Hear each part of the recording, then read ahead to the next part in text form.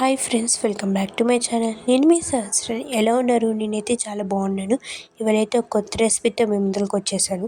ఆ recipe name ఏంటంటే ఎంతో టేస్టీ అయిన చాక్లెట్ ఓరియో కేక్ అనమాట. చాలా అంటే చాలా టేస్టీగా ఉంటుంది.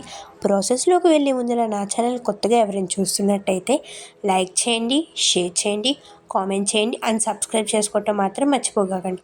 ఫస్ట్ అయితే ఒక బౌల్ తీసుకొని దాంట్లోకి 2 ప్యాకెట్స్ ఆఫ్ ఓరియో బిస్కెట్స్ అనేది వేసుకోవాలన్నమాట. నెక్స్ట్ ఒక మిక్సీ జార్లో అవి బిస్కెట్స్ అనేది వేసుకొని పౌడర్ లాగానే చేసుకోవాలి. నెక్స్ట్ ఒక బౌల్ తీసుకొని దాంట్లోకి ఆ పౌడర్ అనేది ట్రాన్స్ఫర్ చేసుకోవాలన్నమాట. నెక్స్ట్ కొంచెం కొంచెంగా మిల్క్ పోసుకుంటూ దాన్ని అనేది మిక్స్ చేసుకోవాలి.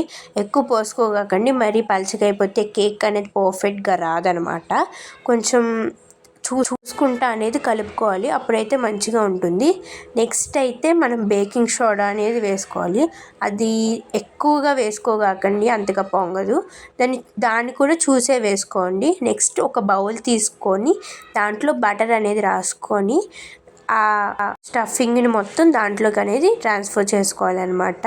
ఇది అనేది మనం స్టవ్లో చేసుకోవచ్చు, లేదా ఎయిర్ ఫ్రైయర్లో చేసుకోవచ్చు, లేదా ఓవెన్లో అయినా చేసుకోవచ్చు. అట్లా కాకుండా మా దగ్గర అవేం లేవన్న వాళ్ళు గ్యాస్ మీద కూడా చేసుకోవచ్చు. ఒక బౌల్ పెట్టుకొని దాంట్లో సాల్ట్ వేసుకొని ఆ గిన్నెను అనేది పెట్టుకోవాలన్నమాట. నెక్స్ట్ ఇది అనేది మీడియం ఫ్లేమ్లోనే చేయాలి. నెక్స్ట్ అయితే కొంచెంసేపు ఆగిన తర్వాత చాక్ పెట్టుకొని పెడితే ఆ కేక్ అనేది అలా అంటుకోకుండా ఉంటే పర్ఫెక్ట్గా రెడీ అయిపోయినట్టే. నెక్స్ట్ ఆ సాల్ట్ ఏంటంటే నెక్స్ట్ టైంకి యూజ్ అవ్వదు, మనం కుకింగ్లో వేసుకోకూడదు అనమాట, అన్హెల్దీ అనమాట. నెక్స్ట్ అయితే ఆ కేక్ని ఒక ప్లేట్లోకి ట్రాన్స్ఫర్ చేసుకొని మిల్క్ మేడ్ అనేది వేసుకోవాలి, అది ఆప్షనల్ అండి. నెక్స్ట్ అయితే చాక్లెట్ వేసేసుకుంటామే, అంతే అండి. ఎంతో టేస్టీ అయిన చాక్లెట్ ఓరియో కేక్ అయితే రెడీ. ఇదైతే పిల్లలకి స్నాక్స్ టైంలో ఇవ్వండి, చాలా అంటే చాలా ఇష్టంగా తింటారు.